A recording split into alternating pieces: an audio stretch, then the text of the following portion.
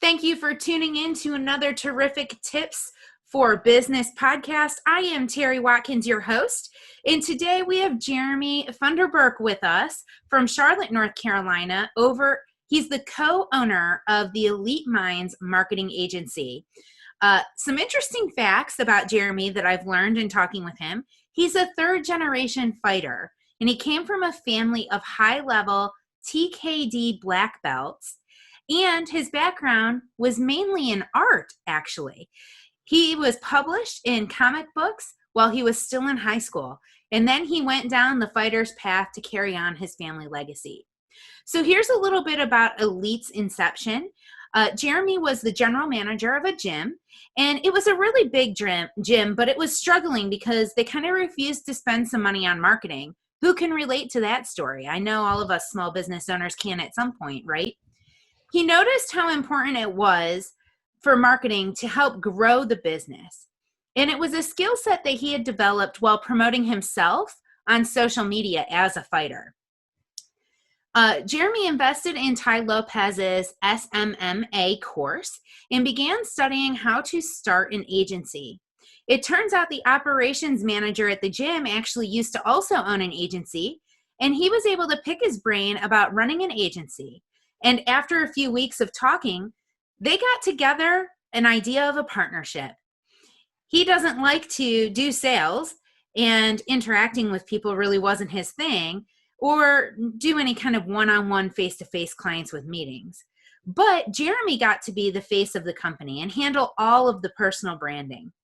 He would front the bit of the capital that Jeremy needed and do all of the physical work for the clients on the back end before they started bringing on the rest of their team. He would also help to develop the website and run the ads after Jeremy wrote the copy and created all the images. He's a pretty talented guy. The partnership has been pretty smooth, and it turns out that they think pretty similarly, which is always great. Not all partnerships work that well. They're usually on the same page with things and nearly 95% of the time, so they get along great. Jeremy says they're very much still in startup phase, but they've gained a ton of hype fast, and they're starting to make a name for themselves in the industry. Started out more as a generalist agency, but then they found a niche with the roofers, and they're expected to go over $250,000 in revenue in their first full year of business. So now you kind of know why I wanted to bring Jeremy on the call today. So please join me in welcoming him. Hi, Jeremy. Hey, Terry, and thanks for having me on the show. Yes, sir. Well, thank you for being here. It's so nice to have you here. And we talked a little bit before our conversation today about who's kind of listening in. And so being a guru with the social media space, what's kind of one of the biggest misconceptions you found about social media, and how have you been really able to help these small businesses navigate around it? Yes, great question. And I think I call it the new era of marketing because social media is just where the trends are going. And the biggest things I found with a lot of companies are they're wondering, like, do I even need a social media presence? And that's one side of the spectrum. The other side is the returns from the marketing. And so to answer the question I typically get about, do they need social media? Yes, absolutely. We're in 2020 now, but fast forward maybe 10, 15 years ago, where people were just starting to make that switch that everybody needed a website. And it's like, if you didn't have a website, people would be like, what do you mean you don't have a website? Like, are you a real business? Well, now it's the same thing with social media.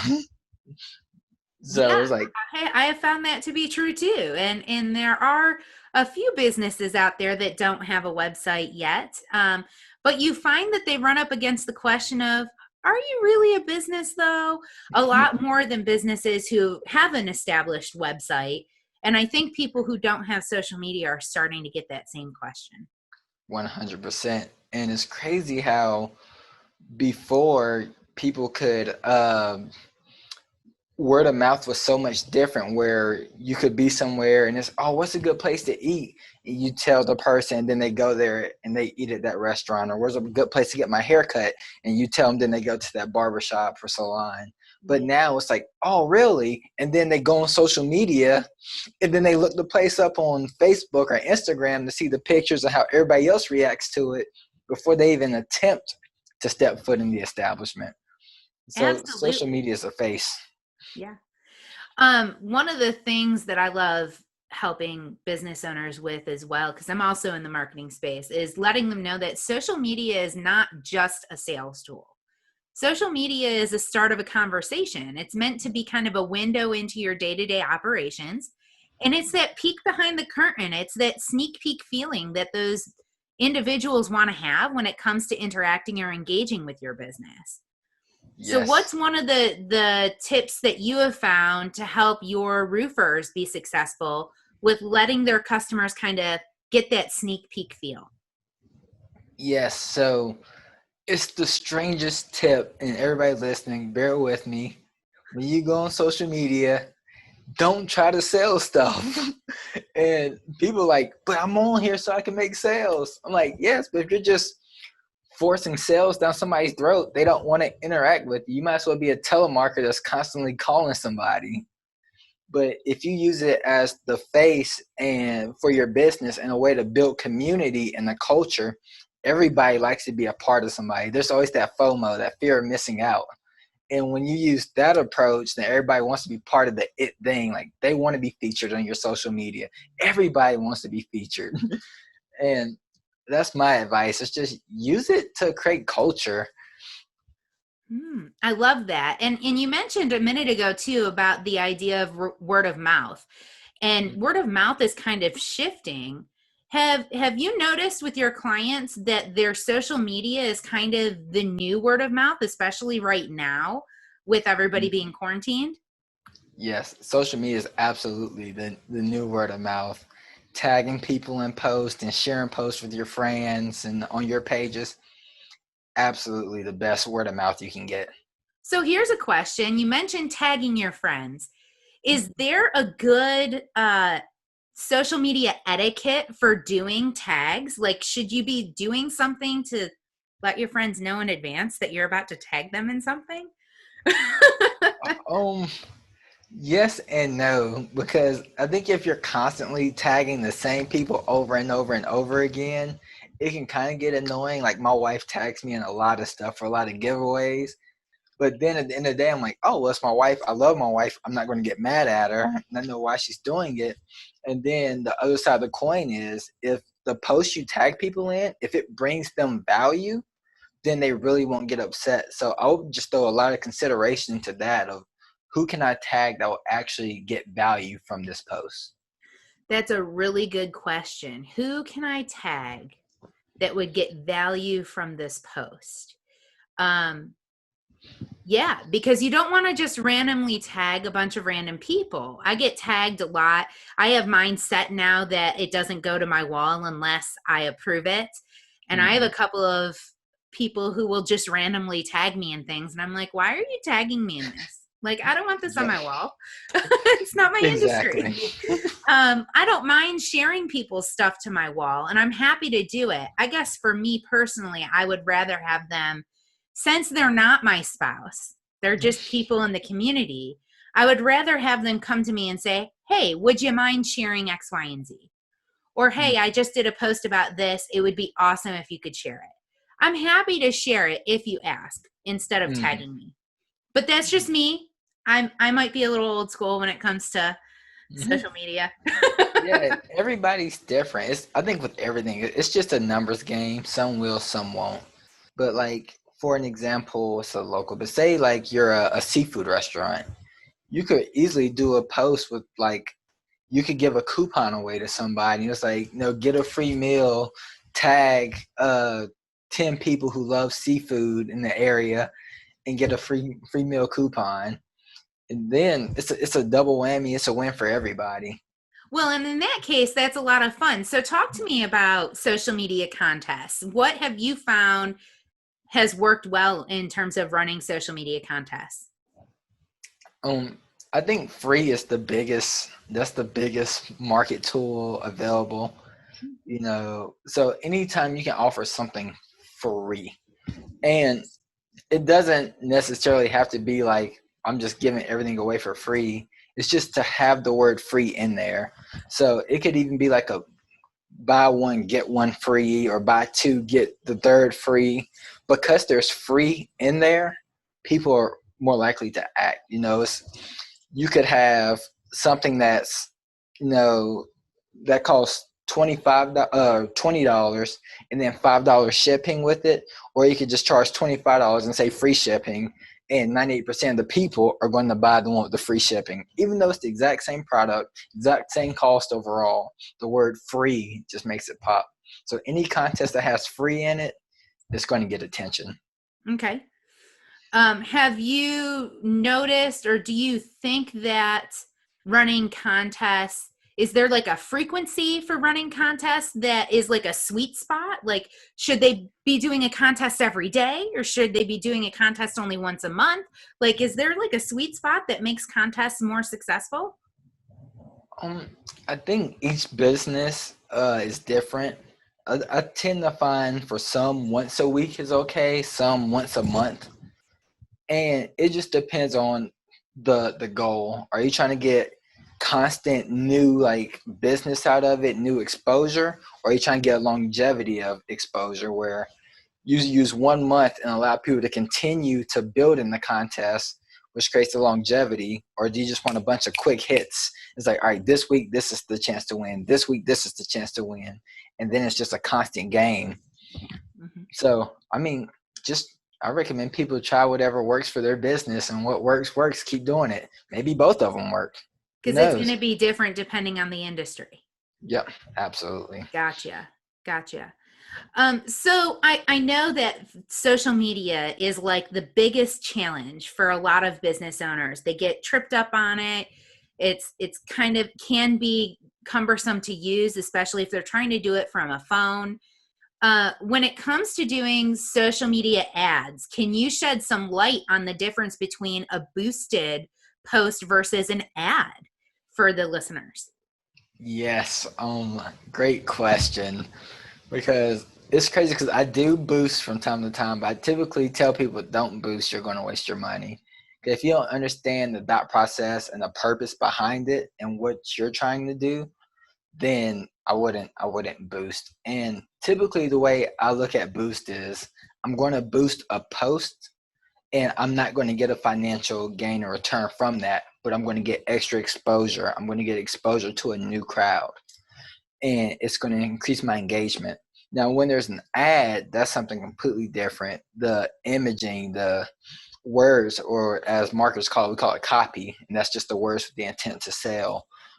The copy is going to be different. The way I target it and set up a whole targeting campaign behind it, it's going to be completely different. Advertisement is where I'm actually trying to use a call to action to get somebody to act in some type of way, whether it's click on it or buy, give me your information, something. When it comes to the ads, and that's beautiful. Thank you for clarifying the two. So if they want to just get increasing exposure, then a boosted post is a good idea. But if they're wanting to increase their revenue and get a return on investment, then an ad is going to be a better idea. Like running a Yes. commercial ad on TV, right? Yeah, exactly. When it comes to doing the ads and the creative in the ads, have you found a difference and what is the difference between doing like a static image versus a video versus one that has long form text or short form text? Like, have you noticed a difference, and what is that difference? Yes, there's absolutely a difference. And I encourage everyone to play with all of them, because there's so many different types of ads. There's so many different types of techniques and strategies, and you're really just trying to figure out what hooks your audience's attention. So there's two types of people on the internet. You have your searchers and you have your scrollers. The searchers are the ones that get online, they search specifically for you, and like you get their business that way. And for that, that's where more SEO and pay-per-click Google ads come in. But for the scrollers, these are people that's just on social media. They're just scrolling. They're not looking for anything in particular. Then that's when you need to put your ad in there that interrupts their scroll and it hooks their attention and it stops them. So when you do that, you need an image probably that could, just some shocking image that catches their attention. And that's where some of the static images come from. Then there's videos where the video might have something that hooks their attention. And the second step of after hooking their attention is your story. You need to tell a story to get their attention. And the longer you can get their attention, the better. And people tend to like videos, but you have to know your audience, because if you're targeting somebody who's probably at the 9 to 5 all day and they're at work scrolling, chances are they're not going to be able to listen in on your video, but they can see the picture and they can read. But if there's somebody who has more flexibility and they can watch videos, then the video is good because it's a lot easier to connect and tell stories and sell through a video. So it's just knowing your audience and trying stuff out. So one of the things that I know comes up a lot for small business owners when it comes to creating that ad is Facebook is not always very clear on what they don't like about the ad. So can you shed a little bit of light on helping a business owner who's wanting to play? They want to just kind of test the market out a little bit. Maybe they don't have the ad budget to bring on a you to help them really like hone it in and make it amazing. Maybe they just want to play with a couple of things. Can you give them some tips that would help them make that ad be Facebook friendly so that they can get it approved? Yes. And Facebook, they'll give you an option for a report. So if your ad gets denied, then you can click and see the details. Because my first ad got denied. I was like, why? And when I looked at it, they thought it was like a MLM ad. And I'm like, this ad is nowhere close. It was for a free like ebook. And I was like, this has absolutely nothing to do with the MLM or recruiting people. So funny. It was kind of crazy. But Facebook, so the good news is that happens to everybody, y'all. I just heard that happens to everybody. It's not just you. Yeah. And then it'll give you a button. You can click dispute, and then they'll look into it. And the next day my ad was approved and running. Cool. When I've run ads, because I've run ads from time to time before, I will say my dispute has not always had the fastest of resolutions. And their resolutions are not always the clearest.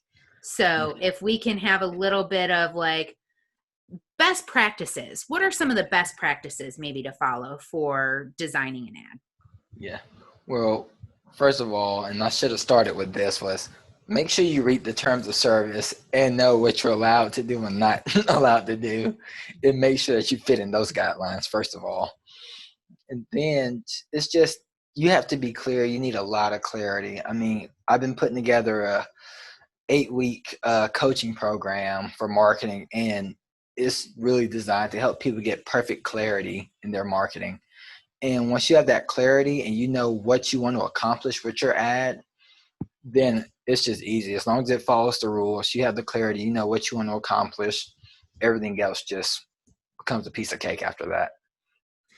I agree with that. I think clarity is important when it comes to your best business practices in general.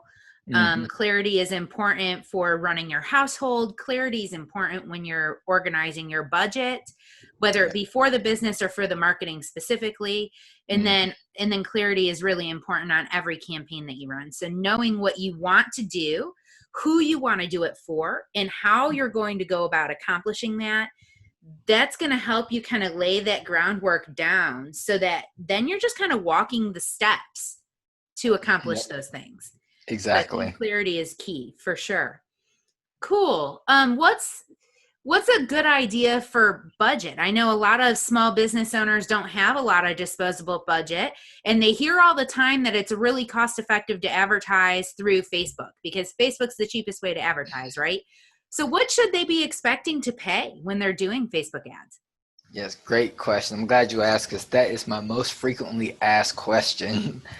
I'm sure it is.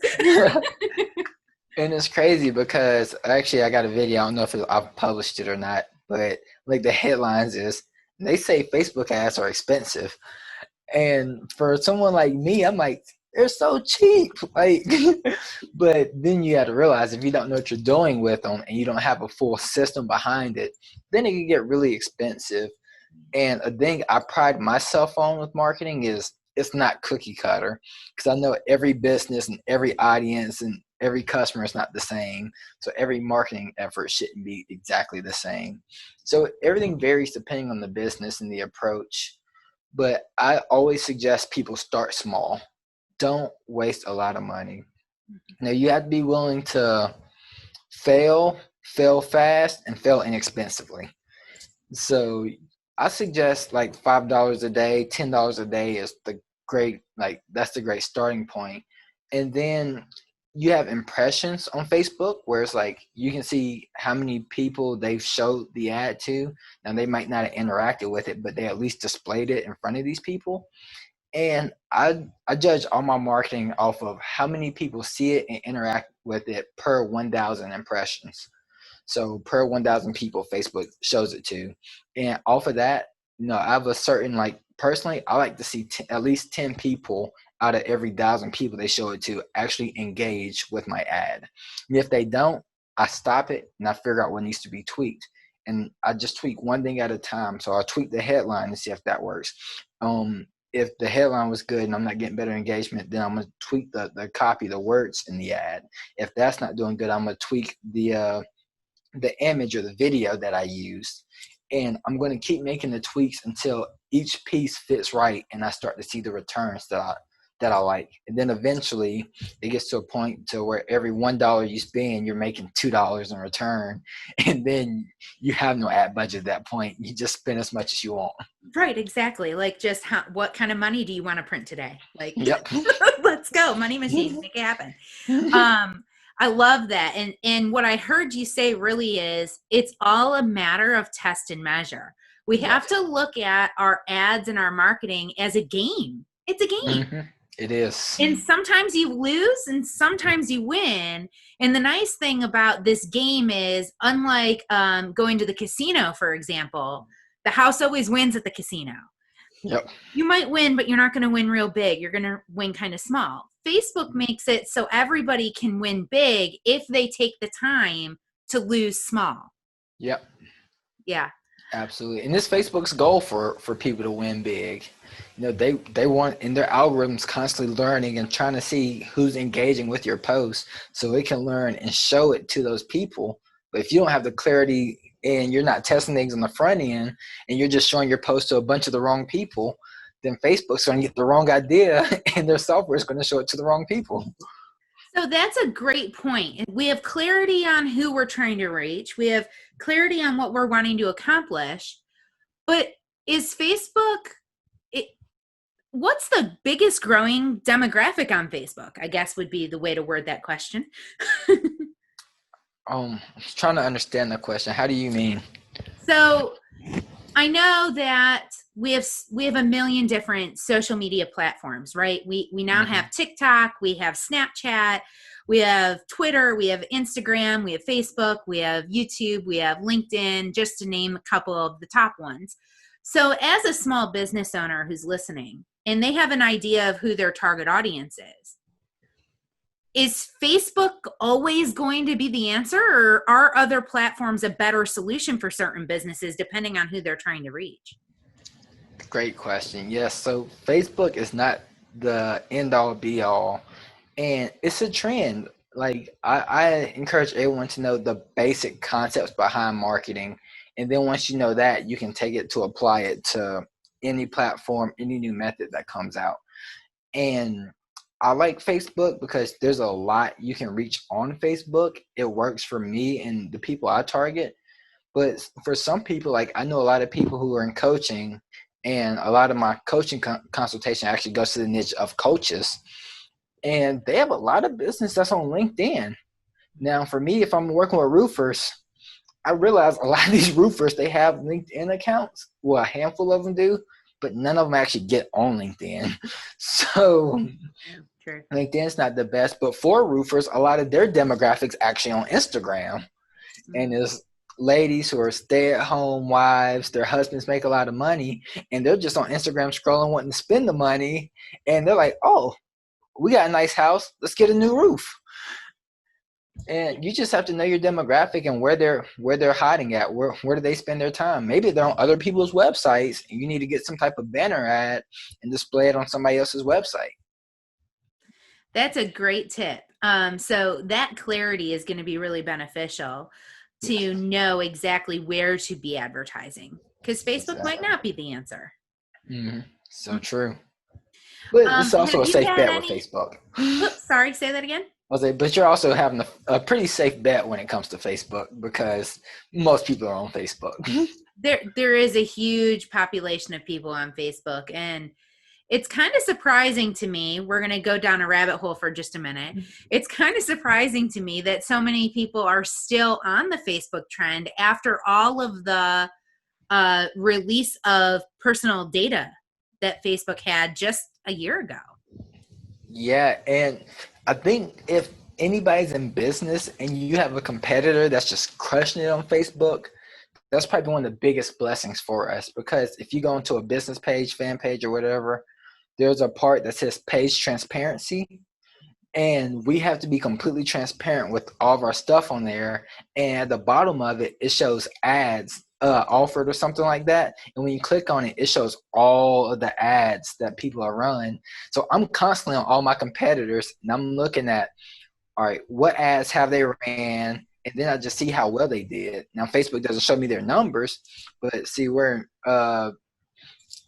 say they've been running the ad for the past 8 months, I can look at that ad and say, all right, I know one of two things. Either A, this ad is doing very well, which is why they're still paying for it, or B, these people love wasting money. So chances are the ad's doing well, and now I have something I can model. Not copy, because that's illegal, but I can model it. Sure.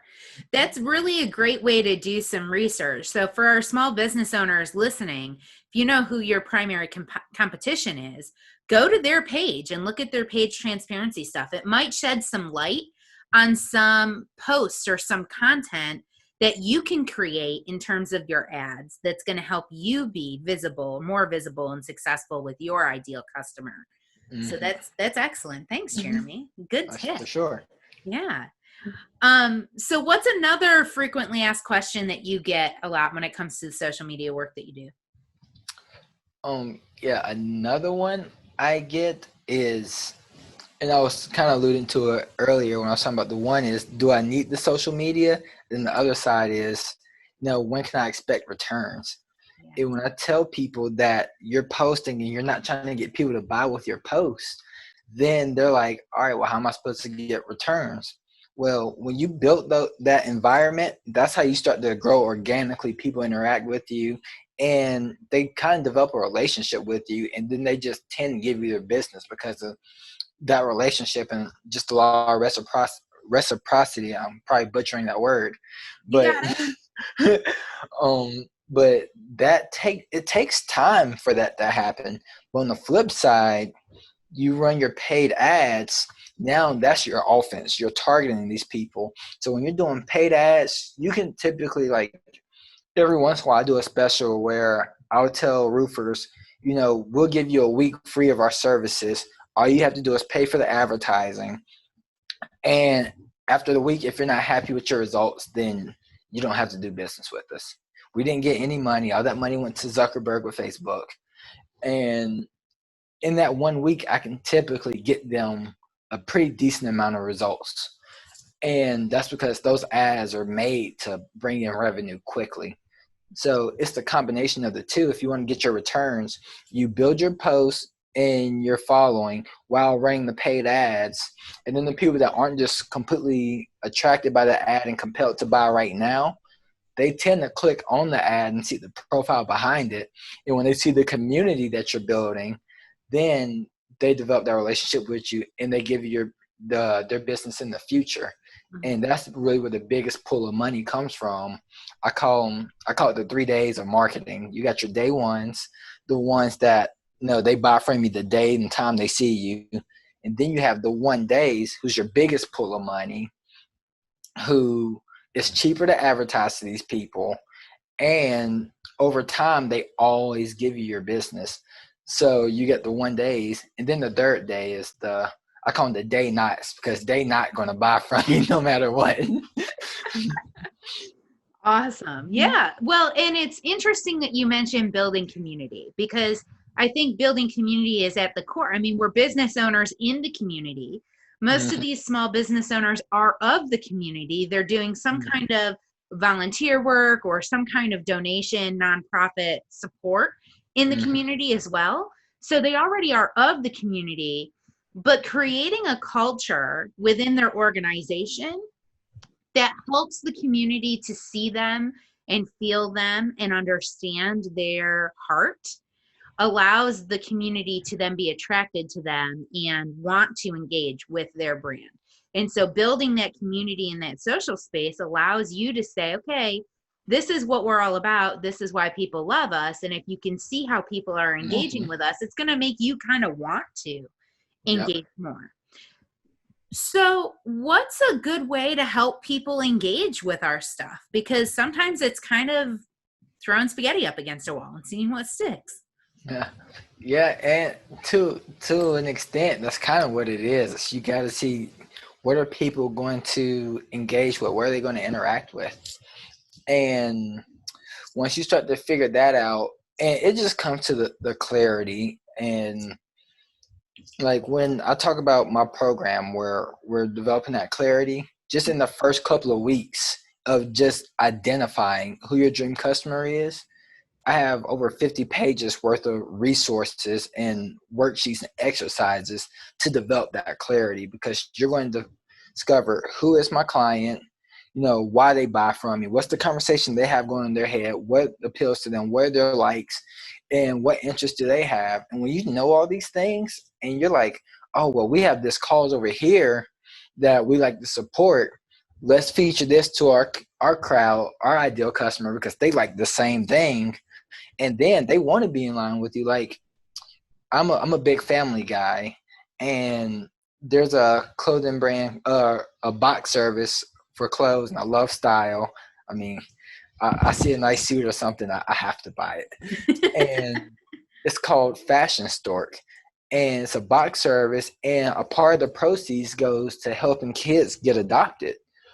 And I was like, I love this, like, because of that mission behind it. It's like, I love the clothes, I love the mission behind it. Like, I'm in full support. Sure. And that's just a part of knowing your market. Yeah. I love that. I love that we as consumers are getting smarter with our money. We're trying to purchase from people and organizations who are standing behind a mission of some kind that's greater than, I have this widget, don't you want it? Right. So I think that's really a key thing. Let's talk a little bit about Facebook groups. There's been a lot of conversation in the marketing space about creating membership-based groups and what makes them appealing for the individual. Why would an individual want to join a membership-based group?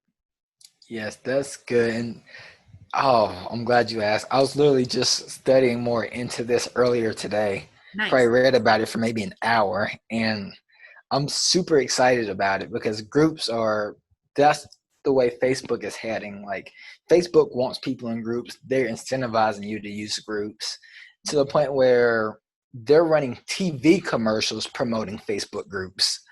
It's like the biggest advertising social media is paying for commercials to build these groups. Wow, I didn't know that, but I don't have local TV, so I wouldn't know. Me neither. I read about it today. Wow. Okay. So what's the benefit to a business owner to have a group? Yes, and as the business owner, it's twofold. You got to realize what's the benefit for the business owner, and then what's the benefit for the customer. Right. And as the business owner, that group, they're there for you. So everybody in that group is interested in you, what you have to offer, what you have to say, what they can get of value from you. And if you have something of value to give to them, they're going to stick. And one thing I love about America, I know you have audience in multiple countries, but when you're in America, we are, I have, so my father-in-law is from Iran, and we were talking, and they're like, Americans are just so brand loyal. Like, it doesn't matter how much it is or if it's the best quality. When they find a brand they like, we stick to it. And when you have that group, you develop that brand loyalty. So these people are there for you, and they don't want anybody else. Now, you just have to give them the value. Why do they want to be loyal to you? What content are you constantly giving them? How are you serving people in this group? Do you give them special insights, or do you give them special discounts or rewards, or what's their incentive for being in your group? Yeah, that's a good point. And that's going to be what's going to attract people to your group. So the Mm-hmm. reason they're going to want to be in the group and going to want to stay in the group is because they've obviously experienced some benefit, either intrinsic or physical benefit to being part of that conversation. Mm-hmm. It might be sneak peeks at new release products. It might be discounts to different services. It might be inside information on a particular industry of something that's about to happen in the next 6 months that could impact their business. Mm-hmm. Another thing I know I personally use groups for like my roundtable conversations. I have a couple Yeah. different groups that are roundtable conversation type groups or masterminds. Mm-hmm. And those groups have bonus material. Like I'll drop a video that might just be beneficial for them and only they get access to it. Or I'll Mm-hmm. drop a PDF or an Excel spreadsheet that's manipulatable with different data that they might want to track from that marketing perspective. When we're talking about marketing as a holistic nut, like I look at, not just the digital social Mm-hmm. space, because that's just one slice of the pie, right? Yeah. The pie is really big when we're talking about marketing. So there's a lot of moving pieces, a lot of things to track with that. So like my mastermind groups or my roundtable conversation groups are getting access to that material that the people who are just on my business page aren't going to see, Yeah. That's right? good. And we're doing the same thing with our coaching program. Once you pay to become that program, like you're going to be able to get on our weekly calls as long as you're in the program, but you're going to get a membership or access to that group. And whether you're continuing to pay for the service or not, you're still going to be in that group and you're going to get that insider information. Absolutely. This is amazing. There's just so many questions. Fire away. I'm trying to think of other questions that my small business owners ask me all the time when it comes to social media. Um, oh, can you shed a little light for us on the Facebook algorithm? How does that work? So I have an audience of, 300 people, or I have an audience of 1,000 people. What's the percent that of my audience, of my fans that are actually going to see my content? And is there a way to increase that? Yes. And this is great. So if we're looking at it from a perspective like your fan page or business page or whatever, um, this is it's a two different types of traffic, which are just the people engaging with you coming through. You have the kind that you earn and the kind that you buy. And Facebook's going to reward you for things like how many people actually engage with your post.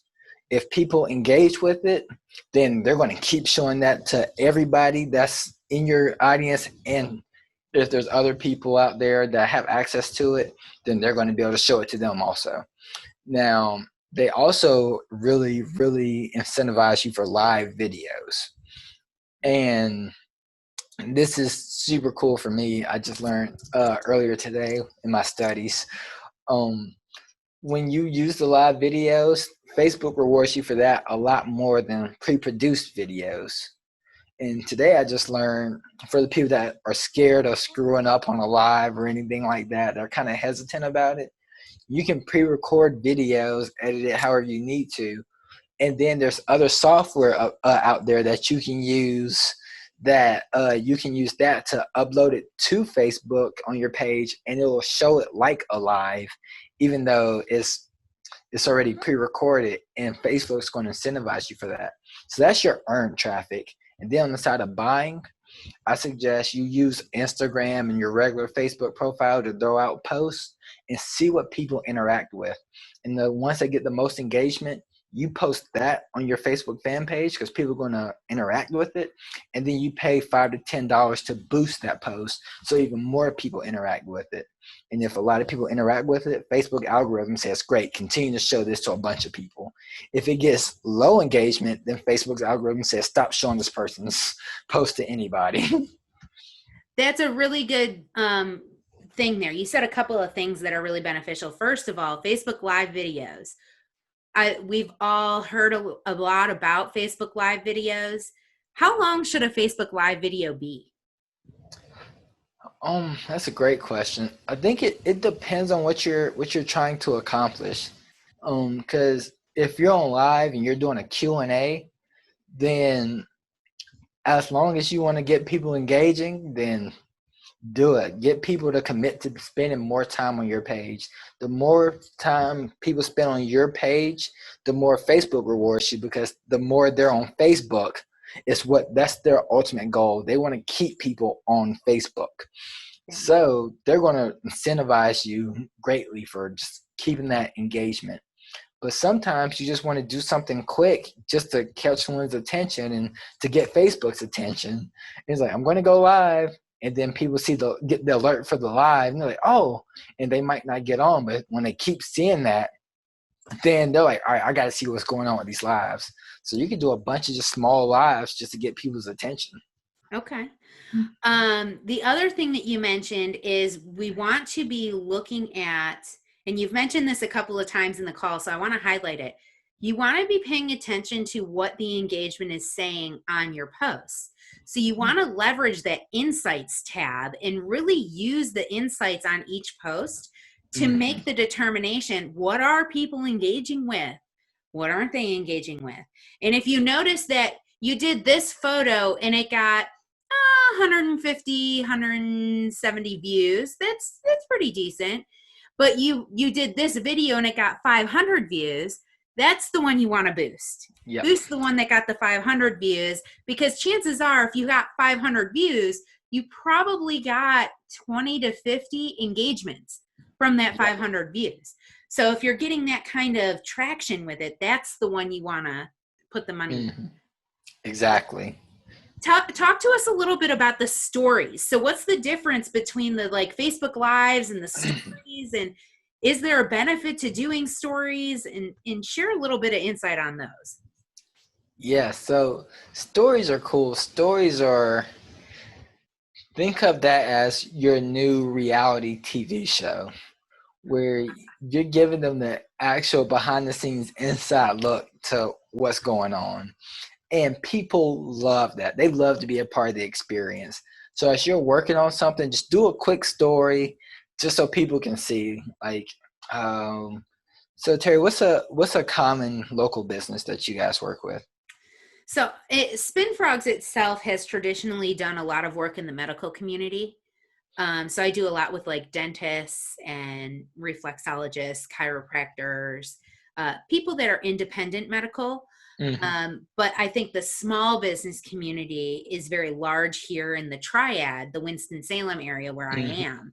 And there's a variety of industries that are represented in the small business community, because we're all about supporting small business here in Winston.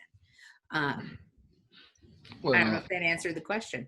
Yeah, so I can hit a bunch of them. So if you're looking at more the medical, if you're a dentist or something like that, you could do a quick story just talking about your practice and what's going on behind the scenes.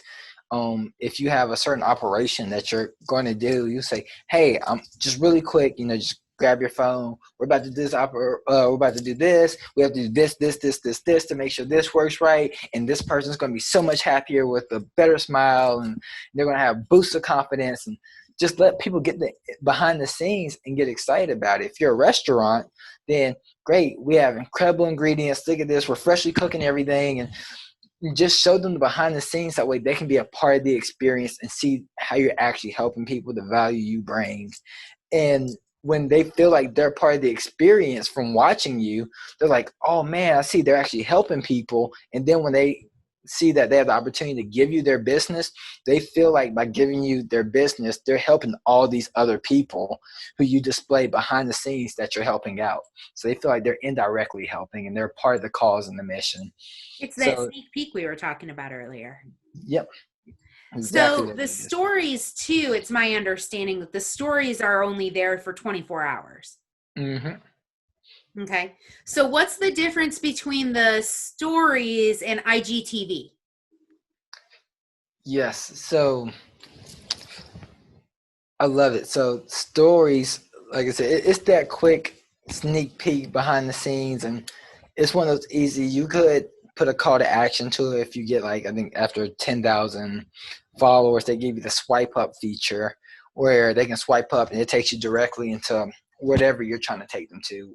So if you're trying to take them to your website or to download a coupon or whatever it might be, you can swipe up from there and you got them. They're already watching your story anyway, and then they just interact with what they're uh what they're already engaged with. Now, when it comes to IGTV, that's another form of your TV show, and I love it. You want to be careful with the length of your IGTVs. Um, Research shows that 2 to 5 minutes is a good span. And I would even mix the IGTV with the your regular video post on Instagram. You get 60 seconds. So anything you can do in the 60 seconds, put those posts out. And then if you want to create more value, you give them the longer IGTV that they can really engage with to get more value. And the thing is, when they're scrolling, though, you're only going to get 60 seconds to capture their attention with the IGTV before they can click to like view more. So you have to use those first couple of seconds to really gain their attention. I love that. Thank you so much for that clarity because I've seen people like Bill Yu and Brendan Burchard using IGTV, but then their IGTV, like they have that 60-second bite and Mm, then it's click more to watch on IGTV. You click that, you watch, and it's like a 15-minute long thing. So maybe mhm. their content might be a little too long even, but it might just be dependent upon their audience, right? So if their audience That's is true. engaging with it, then it's good length content. I am guilty of breaking the 5 minute mark on several occasions. I think it takes a really crafted, intentional message to get it to be 60 seconds to 2 minutes. And you have to be really focused on what you want to accomplish in that time because 2 minutes goes by real quick. Yep. And the way I could see it now is the better you are at what you do, the easier it is to develop that much clarity in that short period of time. Because like when you're somebody like me, like you ask me a simple question, I give you a 3 minute answer, um, and I have that mistake of I just want to pour out so much value, so the videos get so long. But then you have to realize you can never completely cover everything in those 2 minutes. So the better you understand something, the easier it is to really dumb it down and simplify it. I was always told the greatest leaders are the people that are able to take the complex and make it simple. That's right. That's right. I think that's why it's so important for marketing professionals to not use all the marketing jargon that we have.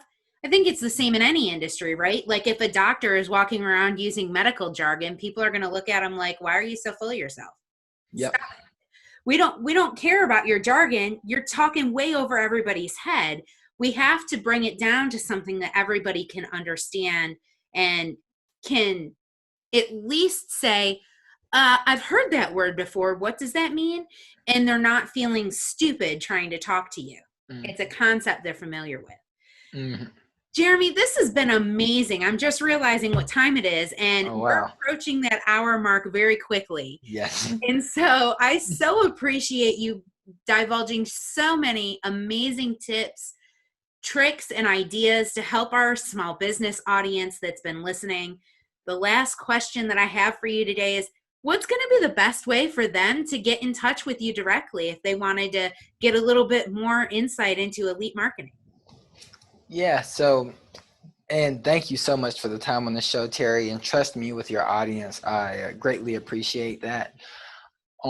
If you want to get in touch with me, I'm more than happy to answer anyone's questions. You can find us on our website, elitemindsmarketing.com. You can find us on Instagram at elitemindsmarketing.com. I mean, at elitemindsmarketing.